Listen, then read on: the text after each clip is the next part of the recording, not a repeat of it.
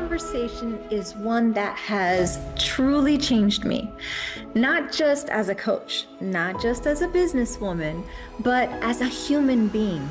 Because sometimes you meet people who don't just speak into your life, they change your identity. And my coach, Sandra Hendrix, is one of those people. She is one of the most powerful, disciplined, and transformational coaches I've ever encountered. A woman who doesn't just teach growth, she absolutely lives it. She shows up no matter what, no excuses, no complaints, just service, discipline, and unwavering commitment. And in one of our recent sessions, she said something that hit me at my core. If you don't change your identity, nothing in your life will truly change. That conversation, it changed the way I think, the way I show up, and the way that I lead.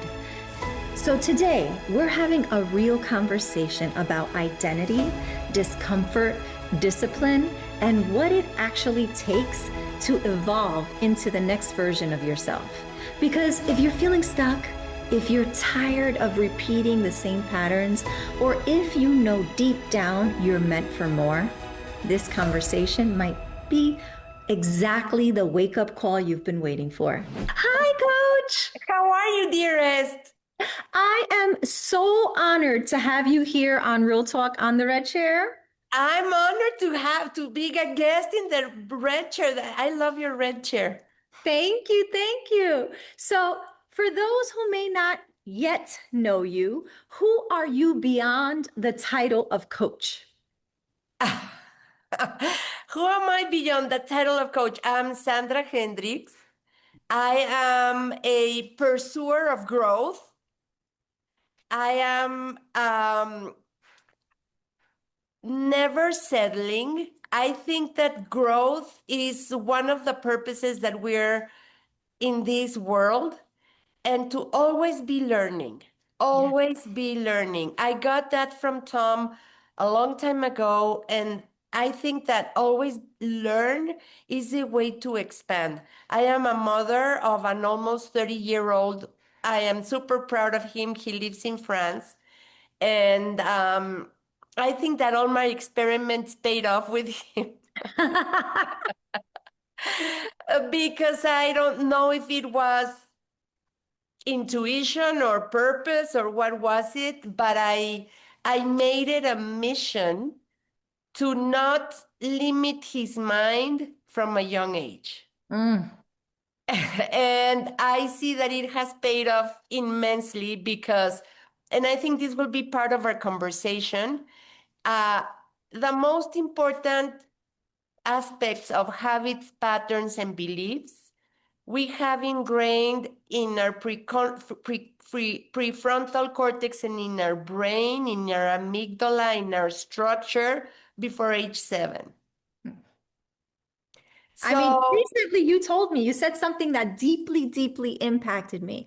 You said that the only way to move from dis-ease to greatness is to change your identity. Can you break that down for us? Like, what does that really mean? Well, your identity is who you think you are. But your identity is like Play-Doh, right? You can change it anytime. It's not a solid part of you. Your identity changes with you when you decide to change your identity. But the only way to change your identity is through changing your habits, your patterns, and your limiting beliefs. Because let's remember something. Your brain, 95% of your thoughts are rehashed thoughts from yesterday, the day before, maybe from your childhood. And when we hear somebody that says, well, this is who I am and that's who I am, I'm like, how? We are not set in the way we are. We can always change who we think or who we say we are. so that we can grow. Because if we say, well, this is who I am, then we get stuck in this is. Like Tom says it, this is, it's this hyphen is. It's not that you're sick, but you're uneasy, maybe you're Right. anxious, maybe you are um, feeling stuck, maybe you're procrastinating, right? But when we understand the foundation of procrastination, then we're also willing or more able to move forward. Then Yes. a lot of what your thoughts are lies. A lot of the recurring ruminating thoughts that we have day in, day out are lies that we have been telling ourselves. I am not enough. I can't do it. I don't do my calls because I don't like to be rejected. We resist change because it's a way of keeping us safe. And our brain, since you were, since we were conceived millions and millions of years ago, our bodily functions and our brain are programmed to keep us safe. Mm-hmm. Okay. So when you say, I want to change and I want to move out of my comfort zone, the brain says, change, risk, stay where you are, right? So Yes. that you don't go out there and you don't face change and you don't face risk. And your brain uses 20% of your available energy every day. It's the part of your body that uses the most energy. And it's not, it's a big organ, but it's the one that also uses the most energy. And it also is designed to optimize that energy. Mm. So if it keeps you in your same patterns, in your same routines, so that you can remain comfortable. Because when you say, I am going to challenge myself and get organized. That means that you have to use more of that energy because you're going into discipline mode. And Right. discipline is the actual only way as adults to change neuronal pathways. And that's when you use your prefrontal cortex, which is the largest section in your brain, to create new neuronal pathways. Right? Well, let me just ask, why do we believe our own thoughts? And how is it that we're going to start separating truth from the stories that are in our head?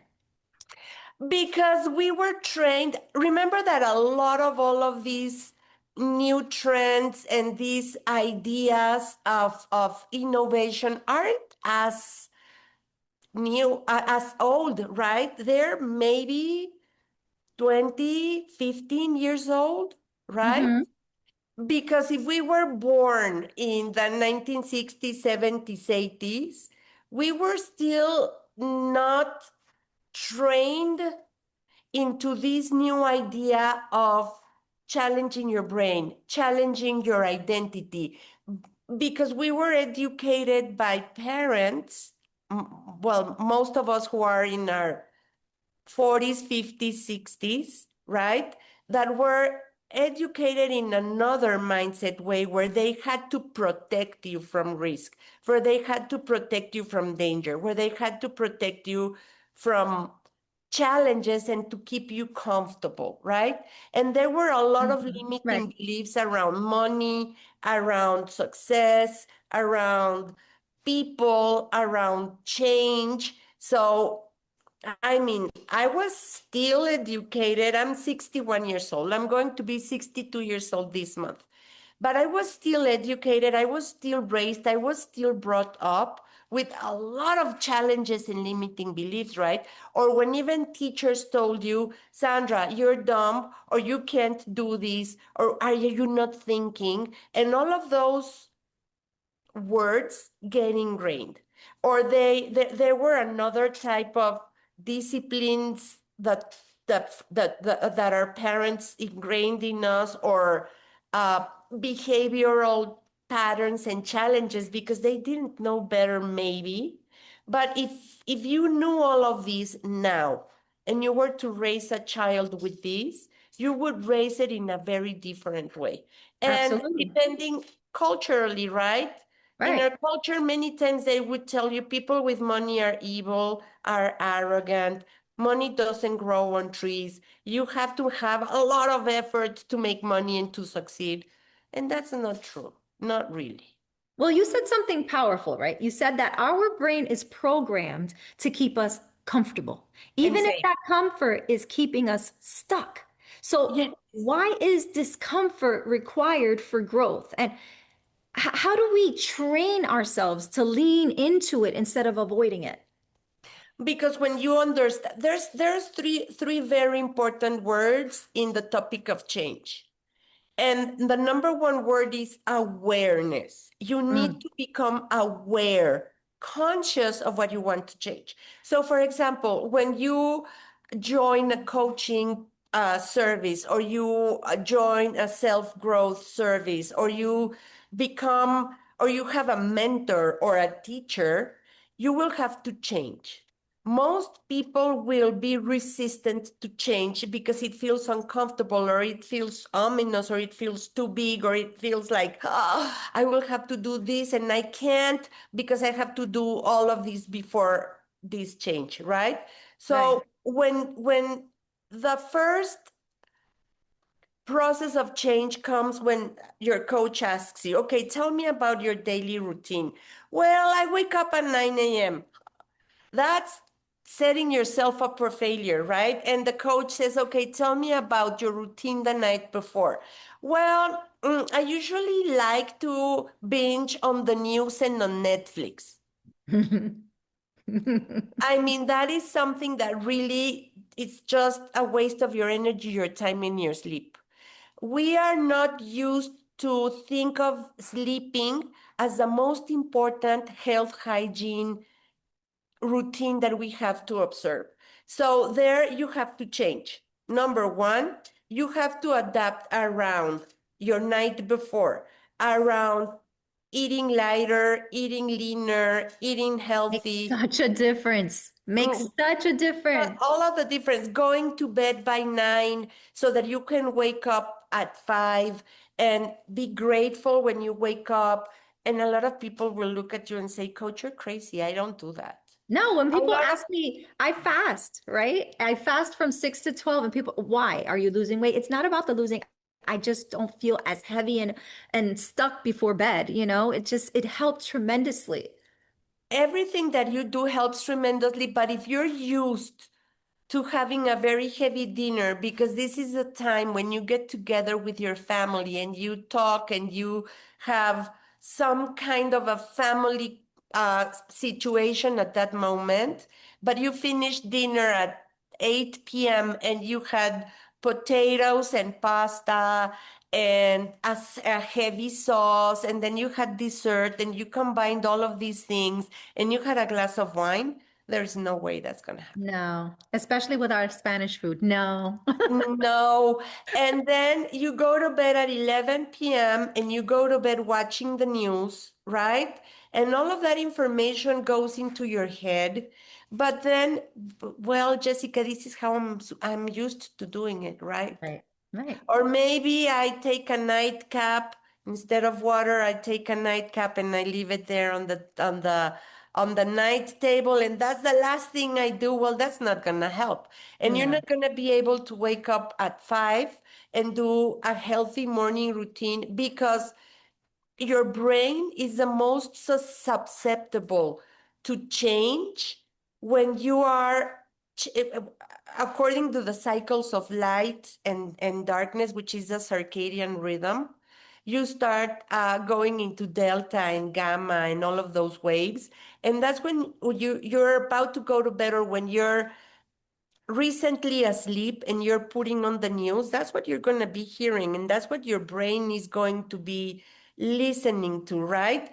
And if Yes. you wake up at 7 a.m. or 8 a.m., and the first thing you do is doom scroll or watch the news or fight with the person that's on the side of you at the bed, I imagine that day. And if you didn't organize your house the night before, there's no way you're going to start working at a certain hour, Yeah, Or, that's why the night routine is so important, just as the morning routine. Tom talks about that all the time. but you have to be disciplined, Yes, right? absolutely. So discipline is what makes the difference. And then it's like awareness. Okay, I want to be organized. I want to lose weight. Leave it at that. I want to lose weight. And I understand that I have to go to the gym and because we have it backwards. We think that we need to do it, that we need to organize this in the morning, but we need to organize it the night before, Correct. right? So I want to lose weight, but I wake up and I have to start working at 9 a.m. But I wake up at 7:30 a.m. And I have to prepare lunch and I have to take the children to school and I leave my house a mess and then I go into the car and everybody's arguing and discussing and I hit traffic and everything's late and I just drop them off and I get to the office at 9:30, right? And I didn't put a step or I didn't watch what I ate. And I'm supposed to call my clients. Yeah, Like that's a toxic formula, right? To get absolutely. started. So the discipline is I am going to wake up early. At what time am I going to get up? At 5 a.m. So whatever happens, however uncomfortable you feel, you know you need to go to bed at 9 p.m. So Right. what does that entail? That entails you eating your last meal at 7, eating a clean meal, getting your house organized, everything under control, lights out, screens out, your phone in the bathroom with an alarm clock, non-negotiable, right? And then say your gratefulnesses for the day. Yes, Because that yes. also helps you change the state of your mind instead of reviewing what you did for the day and sleeping with that kind of anxiety, right? Then when the alarm clock sounds at 5 a.m., you're going to fight it. But then Absolutely. you have to get up to turn it off because it's not in your night table, right? Right. So that requires you getting up. Now you got up, Jessica, instead of hooking to the phone or starting to dread your day, be grateful. Yeah, but I slept horrible. How am I going to be grateful if I slept horrible? Tell yourself a little lie, or be grateful because you have a bed, or be grateful because you have a job, You or woke be up. grateful because you woke up and you're able to do whatever you need to do, Yeah. right? Then next thing, water that starts to get like all of the energy going and all of that. And instead of looking at yourself in the mirror and say, "Oh, I look horrible," say, "I love you. You're Mm, the person that makes it happen." And yes. go out and take a walk, exercise, move yourself. Why is it better in the morning, Jessica, than in the afternoon or at night? Why? Because you get all of those dopamines, endorphins, you get your system going. And that's when you need it the most. Because remember, your cortisol peak is a little bit before you wake up, before the light, that the sun comes up, right? Right. So that's why you might feel some anxiety. That's why you might feel somehow restless. And if you don't attack that, and that's when you have the serotonin kick in, Yes. then if you really make the most out of that morning time, you will be prepared.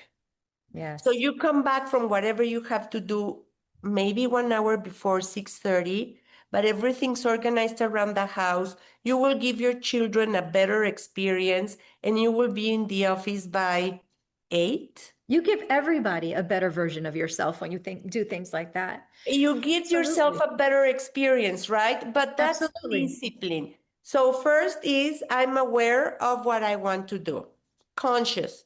Then I name it, tame it. Remember, motivation is external.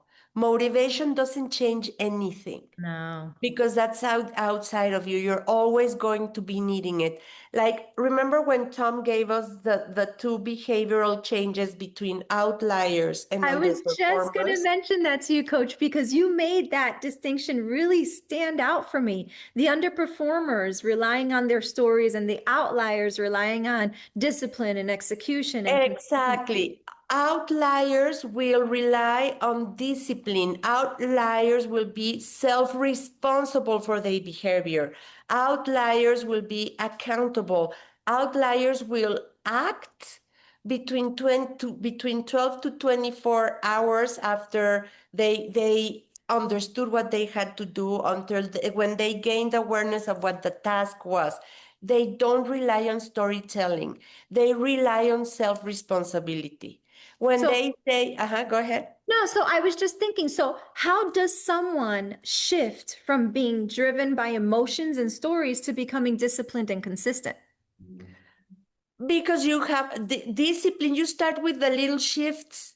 A little shift will be going to bed at 9 p.m. That's a little shift. It's Yes. huge for your behavior, but that's one little shift. You start there. Then you will get your 8 hours of sleep or 7.5, which is good. And then you will be able to wake up early and do what you said that you would do, Yes. right? That's one shift so that you were made aware that this is what you need to do. Then you tame it. Regardless of how you feel, you're going to organize your day so that you would do a hard stop at work at 6:30. And a lot Yes. of realtors are going to say, that's impossible because I have to. But if you wake up earlier, and you're organized with what you have to do, you will be able to have a hard stop. Absolutely. Setting those boundaries is extremely important. That's why so many people burn out their first year because they're just running past that time. Exactly. And remember, Jessica, boundaries are for ourselves, not for other people. Boundaries are for ourselves, not Actually, for other. you mentioned motivation trap, right? You said motivation is actually dangerous because it makes people dependent. That's Yes. the opposite of what most people believe and what they hear, right? Can you explain why discipline is more powerful than motivation? Because motivation is totally external and it doesn't create new neuronal pathways. It doesn't really require you to have a change in your pattern or your habits or your limiting beliefs. This is why a lot of people, after they go to a retreat or they go to an event or they have a talk with somebody that's motivational, they might change for a little bit, but since they haven't changed their identity, they haven't changed their beliefs, their behaviors, and their patterns, their routines, they simply go back to who they were. So that's why Tom says you have to align your behaviors to your goals, right? Yes. So Yes. that's a shift that you have to close. So you name it, you're aware of it, you tame it, you have to ride I'm sorry, you have to ride with what's uncomfortable. Right. You have to ride with what's uncomfortable because that's when you're really challenging your brain to do the thing that you set your purpose, your goal to do. Yes. And your brain will work more. Yes, you will feel more tired. Yes, good tired. Yes. And then that's when you execute. You are aware, you tame it, and you execute to make it happen. But that only happens on discipline. And you have to do it over and over and Over over again. and over. Be Most, consistent. im- most importantly, Jessica, you have to stop believing your thoughts. Mhm. I'm not enough. No, I can't do that. I look really weird on video. I don't like to have my conversations because I don't like people hanging up the phone on me. No, I just don't. Right. Well, you gave me a great analogy during our last coaching session. You talked about the snake analogy. You Oh, shared, I love that. yes, shedding its skin. that if it doesn't, it literally limits our own growth, and it slows down and it withers, right? How does that apply to us as humans when it comes to identity and growth? Because I always ask, do you know why snakes shed their skin? And everybody says no. And we always say, like, ew, gross, disgusting. But because if the snake doesn't shed its skin, it can't grow. It limits its growth. So it has to shed the skin so that it grows. When a snake, for some, it's not that it resists the growth because they're biological and they don't think that way. So they will shed the skin most of the times. But when it doesn't shed the skin, they begin to become opaque. Their color fades. Their eyes start like kind of dying and they become slow and they become dumb, right? Yeah. So until they actually die. But that's the same with us. If we don't change, we're the same person over and over and over and over. And that becomes our comfort zone. There's nothing more dangerous in this life than comfort zones. Yes. And actually, you talked a lot about fear of losing your old self when we were talking. It felt like parts of you, of your life, were dying. And that created fear. Why is growth often accompanied by fear? And how Because does, it generates uncertainty. Mm, And when we're too used to comfort, we're too used to control. how do So we we move through it without self-sabotage? because it's important that first and foremost you have a purpose. You have a goal, because if you don't have a purpose, then why should I do it? I'm okay as I am. So maybe your purpose is retirement. I have a lot of clients in that moment. Or my purpose is sending my children to through college. Or Mhm. my purpose is buying a home for my parents. You have to have a purpose that's bigger than what you're doing right now, and basically to do something for someone else, not just yourself, because then you will do it, right? Yes. Yes. And when you have a purpose, then you have to commit to that purpose and you have to break that down into an actionable plan. Because if you say, okay, in 10 years, this is what I'm going to do, then you break it into a 5 year, and then you break it into a 1 year, and then you break it into a monthly, you break it into a weekly, you break it into a daily, you break it into an hourly. Right. And you put a dollar amount next to each action, right? So if we say, I think that the most valuable hours of our day are the ones where we do the prospecting, where there's always, like in the four disciplines of execution says, there's a lagging indicator. That's what creates the pyramid, like all of the cards, like the domino effect, right? Right.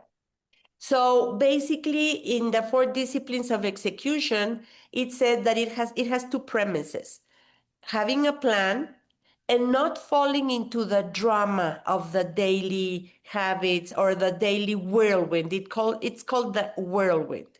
Hmm. And then it has a lagging indicator, that usually lagging indicators are your revenue Yes. and your appointments, because those are the ones that trigger the rest. And your leading indicators are what leads to your lagging indicators. So if you want to have sales, you have to have calls, conversations, appointments. We know the daily checklist, right? Right. Right. Or whatever is suitable for your job. And that those are the activities that will trigger the appointments, getting in front of people, right? And then having the rest of the process until it gets to revenue. Well, let's just talk about self-sabotage awareness. You shared a powerful story with me, and you said it was about you creating the very thing you feared by Oh, overstressing yourself, totally. right? Totally. We So, do that. so how can people recognize when they are subconsciously creating their own setbacks?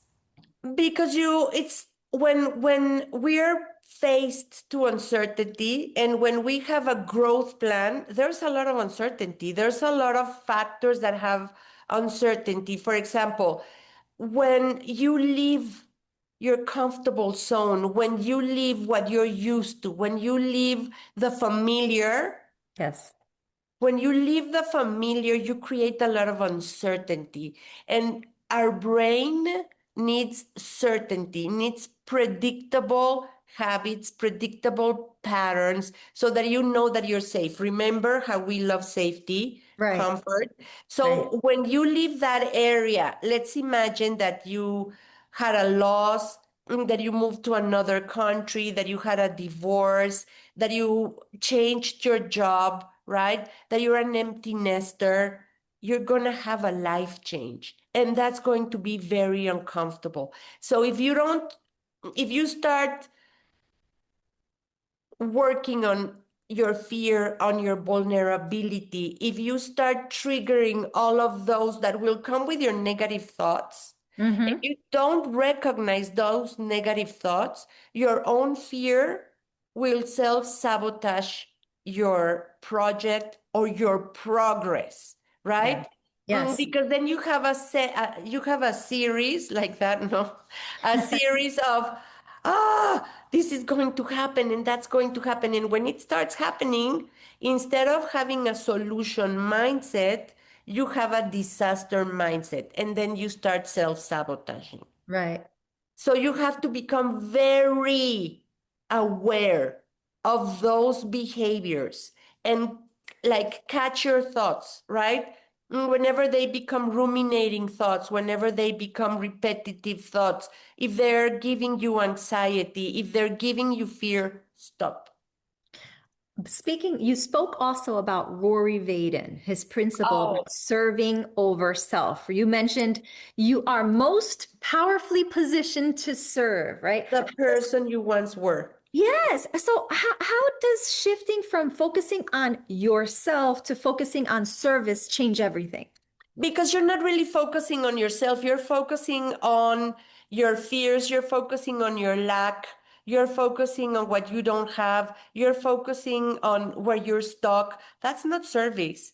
If you focus on yourself in terms of self-love, of self-confidence, of self-development, of self-growth, of discipline, of healthy, then you will be able to help others. But if you focus on your limitations, you're not focusing on yourself. You're focusing on your limitations. Exactly. So you will not be able to serve anyone because your needs, your unsatisfied needs will come first. So when you're really focused on yourself, in self-growth, in self-development, in being a better person, then you can focus on the needs of others, but not because you're coming from a place of neediness, of scarcity, of lack, but because you're coming from a place of creativity and abundance. Yes. Right? So when Rory talks about this, it's how are you starting your journey? And how is that journey, or how are you capitalizing personally on that journey? We have to understand that ego is not equal to growth. Mm, Ego is what stops your growth. right. Ego is what's arrogant, it's what's going to be complaining, comparing, criticizing, and staying in comfort, which are the cancers of growth. Comparing, complaining, criticizing, comfort, right? Right. But you're going to rather focus on gratefulness, on small choices that will get you to growth, on stopping, and you have to stop controlling the outside, because the only person you can control and the only thoughts you can control are yours. Yes. Yes. By the way, coach, you are the one of the most disciplined people I have ever met. I mean, you show up no matter what, illness, travel, exhaustion, and you never complain. What level of responsibility and identity does someone have to step into to operate like that? Well, remember that we talked about we are given this life so that we can work on four important aspects. One is the transformation of your mind. Mm, Okay, you cannot go back to the past and change it. you cannot do what you cannot change what your parents did, or you cannot change the words a teacher told you when you were a toddler, or you cannot change your ex. But if you keep ruminating on that, you will keep feeding that pattern. So Yes. again, awareness, tame it, execute. You're here for the transformation of your mind. So transformation of your mind means that you have to be willing to be uncomfortable, Mm. and that you have to be willing to learn, and that you have to be willing to change your routines, your habits, your patterns, and your beliefs, so that you don't fall down on that identity trap, right? Right. So most importantly, be aware. We know what needs to be changed, but we neglect it. So first is the transformation of your mind. Second, we need to understand that everything is temporary and impermanent. Mm. So we need to be learning, growing, adapting. Number three is that we need to understand that compassion, kindness, and gentleness are what move us forward, because we don't understand what a person that we are trying to serve or work with is going through in that moment. But who do you think you have to be compassionate, gentle, and kind to first? Yourself. Yourself. Yourself. Absolutely. And Compassionate. And the fourth, really quick, is that we're here to serve and contribute. yes, that is absolutely so true. That is the maximum truth of everything, because that way you're really focusing on serving, right? And not focusing on your own lack. Yes. So you cannot control the outside, and you can control yourself. Yes, rewiring the brain. Speaking of, you and I talked about seasonal depression. Mhm. When you talk about what you can control, what you can't control, because a lot of my clients really went through this heavy this year, especially in the East Coast. And you said something important, right? You've been saying this. We can't control the weather, but we can control our response. What advice would you give someone dealing with seasonal depression or emotional lows that they go through? Well, most importantly, if it's bad, you have to get help, Of course. right? Of course. And but if it's just like the weather, AI is advancing so fast and I can't keep up with it. And there's a lot of political complications in the world, and inflation, and the market's not shifting, and everything is a little bit stagnant. Then go back to your routines, to your patterns, to your beliefs. Stop listening to the news. If you need to know about something or to be in the know about something, you will. Yes. But you don't need to be in the news 24/7. If it snowed and it was hard and you had to stay home, well, this is the time to talk to people and come from a place of service and contribution. How are you doing? Is there something that you need?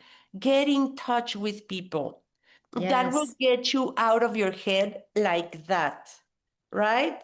Like Tom Absolutely. says, if he also has that impulse, like because everybody that has that level of activity has some kind of impulses of OCD. That's when he starts troubling. He says, ask me anything. Yes. And then with the ask me anything, you start moving that engine of focusing on others, on a place of service and contribution with what you already know, than getting inside your head. And you just mentioned AI and mindset, the modern reality check. You brought up something so relevant that even tools like AI can be trained to reinforce our own limiting beliefs. Absolutely. How do we make sure we're seeking truth instead of validation?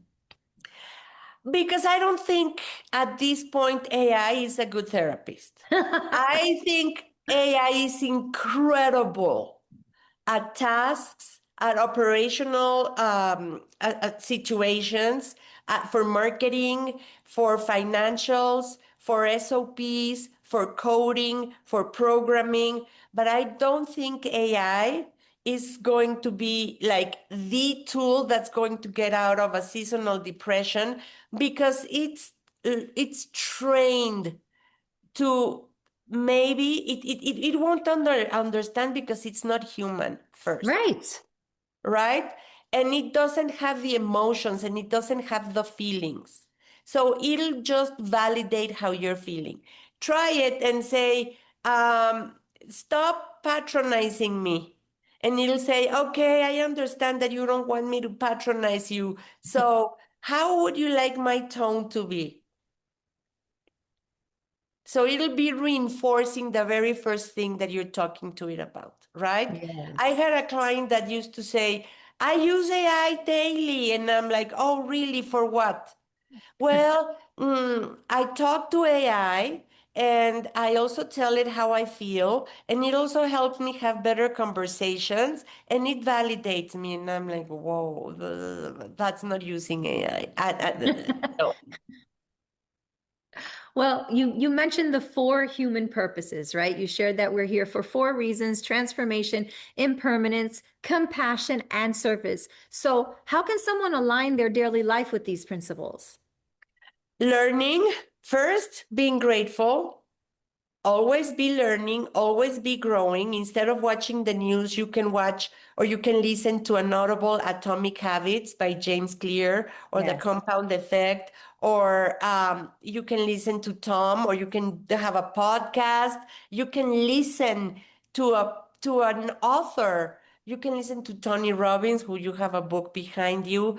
You can Yes. listen to a wellness, you can listen to a Buddhist book, for example, but don't go and listen to the news, right? Um, I do I, 100% agree. I gave up on the news by COVID. oh, I gave up on the news a long time ago.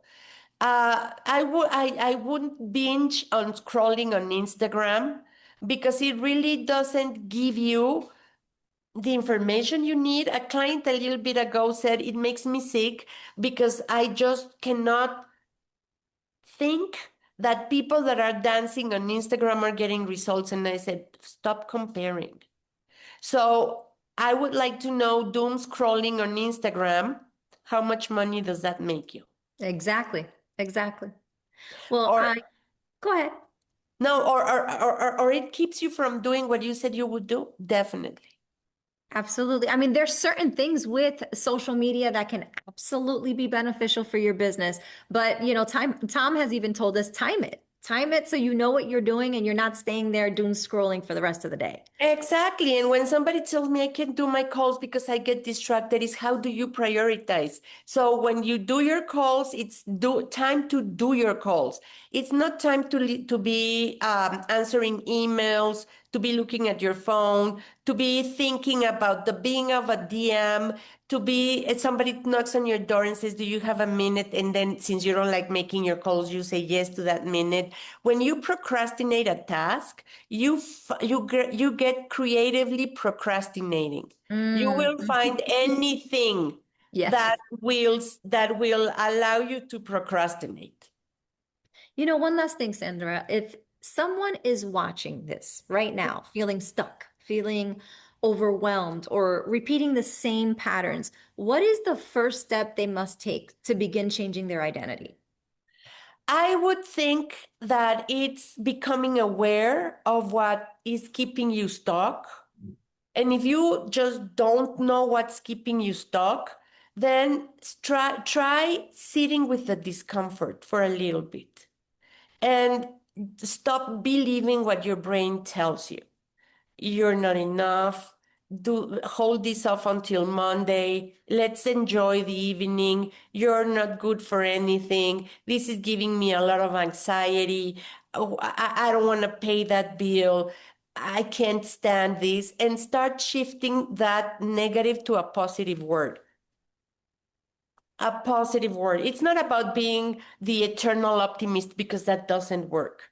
But that No. will help you to kind of start naming the behavior that you want to change. So if Yes. you're stuck, maybe you're not having enough money, right? Maybe those are one of the first reasons that have you stuck.